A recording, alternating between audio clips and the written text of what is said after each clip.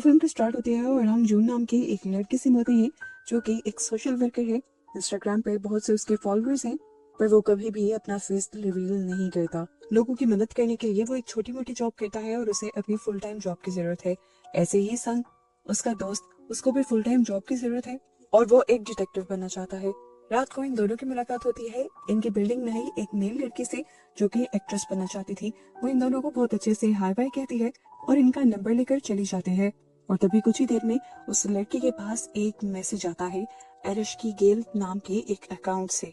वो उससे उसकी जिंदगी का मकसद पूछते ही वो लड़की उसे जवाब देने लग जाती है और तब उस अकाउंट से उसे एक अजीब सा मैसेज आता है जिसमें लिखा हुआ था, ये सारे काम दुनिया का बस एक भ्रम है। यहीं पर इनकी बात चलती रहती है और हमें दिखाया जाता है कि यही लड़की अब रात को जून को भी मैसेज करती है, लेकिन वो ना उसका मैसेज खुलता है और ना ही रिप्लाई करता है।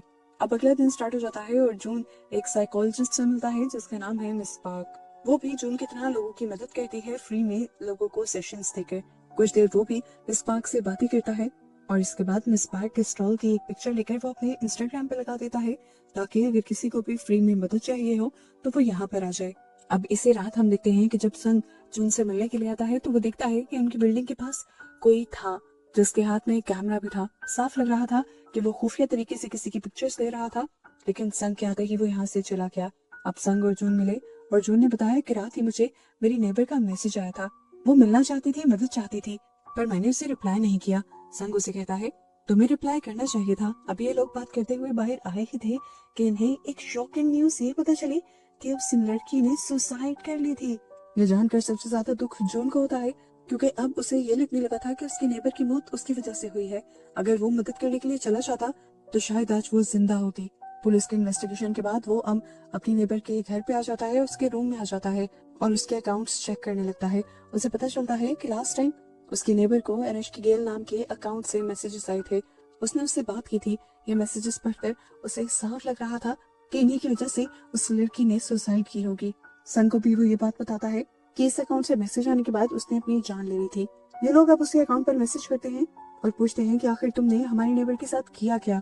पर रिप्लाई आता है मैंने कुछ नहीं किया, ये सब तो गॉडेस ऑफ डेथ ने किया है जिससे कोई बचकर नहीं जा सकता। इस अकाउंट की ऐसी बातों से इनका शक अब हकीकत में बदलने लगा था। ये लोग इस अकाउंट के बारे में जाकर डिटेक्टिव को बताते भी हैं, लेकिन डिटेक्टिव जवाब में कहते हैं तुम्हारी नेबर ने सुसाइड की है, सारी पोस्टमार्टम रिपोर्ट भी आ चुकी है और इसके पीछे कोई जिम्मेदार नहीं। वो जून और संग की बात समझ नहीं रहे थे, इसलिए जून और संग ने फैसला किया कि वो दोनों खुद ही इस लड़की को इंसाफ दिलवाएंगे और यही उसकी मांगी हुई मदद का आखिरी जवाब होगा। अब एरिश की गेट के बारे में और जानने के लिए ये लोग एक हैकर के पास जाते हैं जो इस अकाउंट का एड्रेस जानने की कोशिश करती है, पर नाकाम हो जाती है क्योंकि जो भी ये अकाउंट चला रहा था वो वीपीएन का इस्तेमाल करता था। लेकिन हाँ, एक बात का वो पता जरूर चला लेती है कि एरिश की गेल जिसको भी मैसेजेस करता है उसके बाद अगले दिन या दूसरे दिन उस इंसान की मौत हो जाती है। यानी वो एक साइको सीरियल किलर था जो डिजिटली बिना सबूत छोड़े लोगों को मार रहा था। इसी दौरान हम देखते हैं कि सामने वाली बिल्डिंग से कोई आदमी चुपके से इनकी पिक्चर्स ले रहा था। ये वही आदमी था जो उस दिन संग से भी टकराया था। इस टाइम जून और संग बहुत ज्यादा कंफ्यूज थे। अगले दिन वो उसी साइकोलॉजिस्ट के पास जाते हैं जिससे वो पहले भी मिले थे। ये लोग यहाँ आकर मिस पार्क से सवाल करते हैं कि क्या कोई इंसान बातें कर करके किसी दूसरे इंसान को ऐसी सिचुएशन तक ला सकता है कि वो अपनी जान ले ले। मिस पार्क कहती हैं हाँ, जिसकी साइकोलॉजी पर अच्छी पकड़ होगी वो ऐसा कर सकता है और हमें ऐसे लोगों से बचकर रहना चाहिए। ये बातें जानकर वो लोग भी डर जाते हैं और अब अपने एक यूट्यूबर दोस्त के पास जाते हैं। वो उसे सारी बात बताते हैं कि इस तरह एरिश के गिल के अकाउंट से जिसको मैसेज आता है वो अपनी जान ले लेता है। वो कहता है कि प्लीज इसके बारे में एक ब्रॉडकास्ट करो ताकि ज्यादा से ज्यादा लोगों की जान बचाई जा सके। अब ये लोग ये सब करके निकले ही थे कि इन्हें नूरी का मैसेज आया, उसी हैकर का जो उसे अपने ऑफिस बुला रही थी। वो बताते हैं कि एरिश के गेल का उसे भी मैसेज आया था, पता नहीं कैसे, पर एरिश के गेल को ये पता चल गया था कि ये लोग उसके बारे में पता चलाने की कोशिश कर रहे हैं। और अब एरिश के गेल ने उससे पूछा था कि तुम्हारी लाइफ का मकसद क्या है।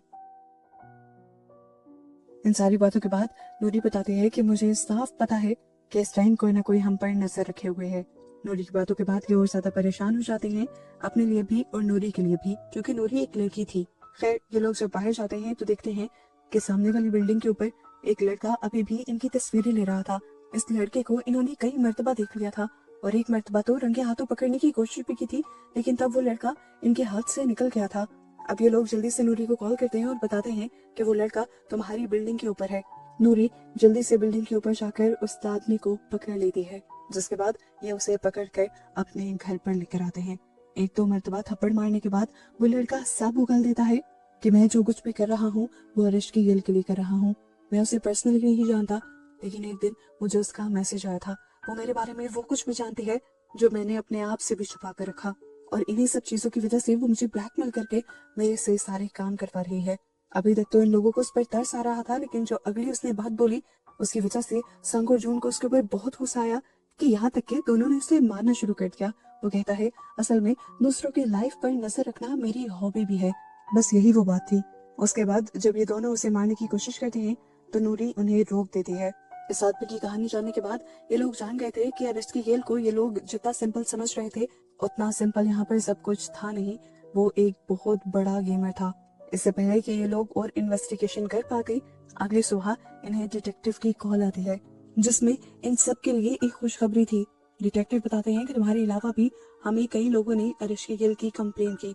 हमने फौरन इन्वेस्टिगेशन शुरू कर दी और जब हमें उसके घर का पता चला तो हम उसके घर उसे पकड़ने के लिए गए, लेकिन उससे पहले कि हम उसे पकड़ पाते हमने देखा कि वो पहले से ही सुसाइड कर चुका था। ये सुनकर जून की सांस में सांस आती है और अब डिटेक्टिव उसे कहते हैं तुम्हें भी परेशान होने की और ज्यादा जरूरत नहीं। अब बस ये अपने अंदर का डिटेक्टिव बंद करो और जाओ जाकर कोई काम धंधा ढूंढो। यही बात वो जाकर रात में अपने दोस्तों को बताता है, यानी संग को और नूरी को। लेकिन नूरी कहते हैं मुझे इस बात पर बिलीव नहीं, मैं नहीं मानती कि इतना बड़ा किलर इतनी आसानी से अपनी जान ले ले। नूरी की ये सारी सोच सही भी निकलती है।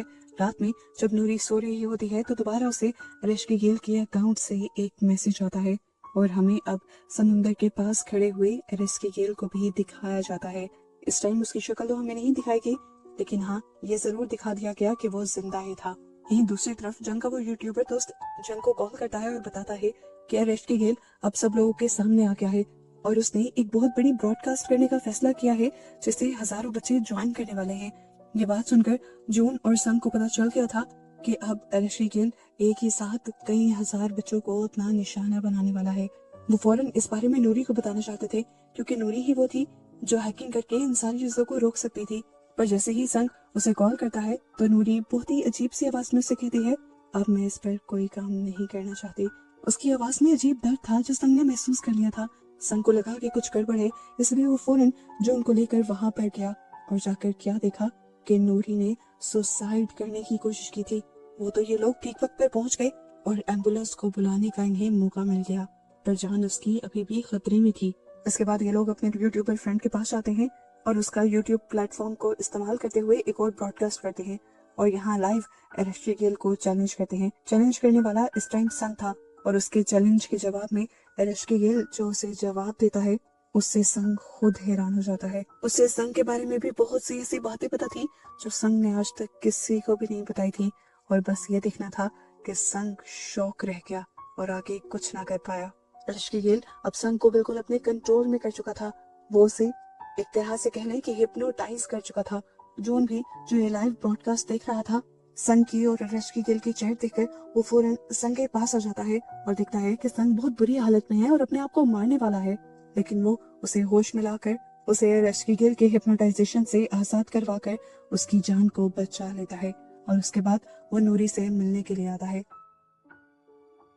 नूरी उसे बताती है कि जब मैं अरेश की गेल से बात कर रही थी तो मुझे ऐसे लगा कि जैसे किसी ने मेरी जिंदगी को कंट्रोल में ले लिया हो। उसने मेरी सोच को इतना नेगेटिव कर दिया था कि मुझे अपनी जिंदगी में किसी भी चीज का कोई मकसद नजर नहीं आया और मैं सुसाइड करने पर मजबूर हो गई। नूरी आज भी मेंटली इन सारी चीजों से निकल नहीं पाई थी और अब वो इस चीज पर और काम भी नहीं करना चाहती थी, लेकिन वो जून की मदद करना चाहती थी और बाकी सब लोगों की जान तो बचाना चाहती ही थी। वो उसे एक एनवेलप देती है और कहती है कि ये एनवेलप तुम्हारी मदद करेगा अरेश की गेल तक पहुंचने के लिए। इस एनवेलप को लेकर जब वो घर जा ही रहा होता है तो उसे महसूस होता है कि उसके पीछे बहुत सारे लोग लगे हुए हैं। वो समझ गया था कि ये अरेश की गेल के लोग हैं जो उसे मारना चाहते हैं। इनसे बचकर जब वो भाग रहा होता है तो उसके सामने डिटेक्टिव को आ जाते हैं। वो डिटेक्टिव को सब कुछ बताता है कि किस तरह बहुत से लोग उसका पीछा कर रहे हैं उसे पकड़ने के लिए, नुकसान पहुंचाने के लिए। लेकिन यहाँ उसकी बातें सुनने के बाद डिटेक्टिव को खुद ही अपनी जेब से गन निकालकर उसे गन पॉइंट पे ले लेते हैं और फिर उसे किडनैप कर कर एक अजीब सी जगह में ले आते हैं और यहाँ रिवील होता है कि असल में डिटेक्टिव को भी एरेस्टी गेल की ब्लैकमेलिंग का शिकार हो चुके थे। और जब उन्होंने ये खबर फैलाई कि एरेस्टी गेल मारा जा चुका है, तब वो जून को बस वार्न करना चाह रहे थे कि वो एरेस्टी गेल के खिलाफ अपनी ये डिटेक्टिवनेस छोड़ दे। लेकिन जून ने जब ये पूछताछ और सर्च बंद नहीं की, तभी उन्हें जाकर यह कदम उठाना पड़ा। एरेस्टी गेल को डिटेक्टिव के बारे में भी बहुत सी चीजें पता थी, जिससे उनका करियर भी तबाह हो सकता था। इसलिए वो मजबूरन एरेस्टी गेल की मदद कर रहे थे। पता चलता है कि अभी तक डिटेक्टिव को भी नहीं पता था कि एरेस्टी गेल कौन है, लेकिन असल में जून जान गया था कि एरेस्टी गेल असल में है कौन। नूरी ने जो उसे एनवेलप दिए थे, उसमें एरेस्टी गेल की असल आइडेंटिटी थी और वो कोई और नहीं बल्कि मिसबाह की थी, जो हमेशा जून से एक मसीहा बनकर मिल रही थी। इससे पहले कि जून उससे कोई सवाल करता, मिसबाह खुद ही बोलना शुरू करती है और कहते हैं, याद है आज से 3 साल पहले तुमने एक रेस्टोरेंट के बारे में गलत फीडबैक दिया था। एक रेस्टोरेंट का खाना तुम्हें खराब लगा था और फिर तुम्हें पता है इसके नतीजे में क्या हुआ था? हजारों लोग तुम्हें फॉलो करते थे। तुम्हारी वजह से सबने उस होटल को बुरा कहा और फौरन उसके ऊपर इन्वेस्टिगेशन शुरू हो गई। पता चला कि इस रेस्टोरेंट में आने वाला रॉ फूड ही खराब था और वो रॉ फूड जिस कंपनी से आया करता था, मेरे डैड वहाँ के सीईओ थे। उस कंपनी के बारे में फिर लोगों ने बहुत ज्यादा खराब बातें बनाई। वो कंपनी बंद हो गई और मेरे डैड ने सुसाइड कर ली और वो सब सिर्फ और सिर्फ तुम्हारी वजह से हुआ था। वो कहती है, उस दिन जिस दिन मेरे डैड मरे थे, उसी दिन मैंने ठान लिया था कि मैं तुमसे अपना बदला लूंगी, लेकिन मैं तुम्हें जान से मारना नहीं चाहती थी। मैं चाहती थी कि तुम तड़प तड़प कर मरो। इसीलिए मैंने तुम्हारे इर्द गिर्द का माहौल ऐसा बना दिया कि तुम्हें कुछ अच्छा लगे ही ना। तुम चारों तरफ देखो तो तुम्हें मौत की खबरें मिले और इस सब के लिए मैंने एक एरेस्टी गेल नाम से अकाउंट बनाया। तुम्हारे आसपास के लोगों के लिए मैं तुम्हारे आसपास के लोग, तुम्हारे दोस्तों से उस अकाउंट से बातें करने लगी। वहां पर मैं एक म्यूजिक चलाती थी जिससे तुम्हारे दोस्त हिप्नोटाइज होकर पूरी तरह मेरे बातों में आ जाते थे और फिर मैं उनके जहन में इतनी नेगेटिव थॉट्स डाल देती थी कि वो मरने पर मजबूर हो जाते थे। और सिर्फ एक इंसान से बदला लेने के लिए उस साइको ने इतने सारे लोगों की जान ले ली। अब जून उससे सवाल करता है कि तुमने मुझसे बदला लेने के लिए कितने मासूमों की जान ले ली और तुम्हें क्या लगता है ये सब कर तुम्हें इंसाफ मिल गया?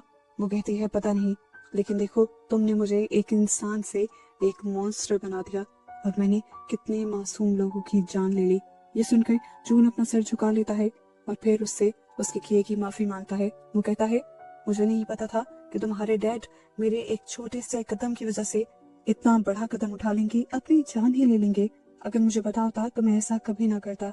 मैंने तो जो किया था वो सभी लोगों की भलाई सोचकर किया था। मुझे लगा था कि कंपनी अपना म्यार ठीक कर लेगी और सब कुछ ठीक हो जाएगा, पर यहाँ तो सब उलट हो गया। जून उससे कहता है, अब तो जो हो गया सो हो गया, तो मुझे मार दो और ये सब कुछ खत्म कर दो। पर मिसबाह कहती है, अभी नहीं। वो यहाँ पर किसी को मैसेज करती है और जून को बताती है कि अब तुम्हारे दोस्त संग की भी जान खतरे में है। दूसरी तरफ दिखाया जाता है कि संग को मारने के लिए बहुत सारे लोग वहां पहुंच जाते हैं। वो संग को मार मार कर जख्मी भी कर देते हैं, लेकिन इससे पहले कि वो उसकी जान ले लेते, नूरी यहाँ पर आकर उसकी जान बचा लेती है और यहाँ हमें पता चलता है कि वो एक हैकर होने के साथ साथ बहुत अच्छी फाइटर भी थी। जबकि दूसरी तरफ अरेस्ट की यानी मिस पार्क दोबारा से एक ब्रॉडकास्ट करने वाली थी, जिसके जरिए वो भी बहुत से लोगों को मारने का प्लान कर रही थी। लेकिन यहाँ जून आकर उसे रोकता है और कहता है, ऐसा मत करो, लेकिन वो रुकती नहीं। तब जून कहता है, तुम जो मर्जी करती रहो, लेकिन अब तुम्हारी ये ब्रॉडकास्ट कोई ज्वाइन नहीं करेगा, क्योंकि इस टाइम मेरी शर्ट के बटन में एक स्पाई कैम लगा हुआ था, जिससे तुमने जो कुछ भी कहा वो लाइव स्ट्रीम के जरिए सभी लोगों को पता चल गया है। तुम्हारी हकीकत अब खुल चुकी है। जैसे ही उसे समझ आता है कि अब मेरा खेल खत्म हो गया, तो वो अपनी जान लेने की कोशिश करती है और जहाँ पर खड़ी होती है वहीं से जंप कर देती है। पता चलता है कि जून सारा इंतजाम करके आया हुआ था और यहाँ पर पहले से पुलिस भी आई हुई थी, जो नीचे जल्दी से एक सेफ्टी मैट्रेस बिछाकर उसकी जान बचा लेते हैं और अब उसे अरेस्ट कर लिया जाता है। फाइनली जून के साथ साथ संग और नूरी तीनों बच गए थे। इन लोगों ने हजारों लोगों की जान बचाई थी। सभी लोगों के लिए ये मसीहा बन गए थे और एक ही टाइम में हीरो भी बन गए थे। पर जून ये झूठी शोहरत नहीं लेना चाहता था। उसने अपने अकाउंट पर सब कुछ सच सच बता दिया कि इतने सारे लोगों की जो जान गई थी वो मेरे ही एक एक्शन की वजह से गई थी। मैंने एक होटल को एक्सपोज किया था, जिसकी वजह से मिस पार्क के डैड ने सुसाइड कर ली थी और उसी का बदला लेने के लिए मिस पार्क ने बहुत सारे बेकसूर लोगों को मार दिया। सारी सच्चाई जानने के बाद भी जून के फॉलोअर की मोहब्बत उसके लिए कम नहीं होती। जून अभी भी उसके फॉलोअर्स के लिए हीरो ही रहता है और वो उन सब की मदद भी करता रहता है। और ऐसे ही बस उन्हें लाइफ में आगे बढ़ता हुआ दिखाते हुए ही ये मूवी यहाँ खत्म हो जाती है।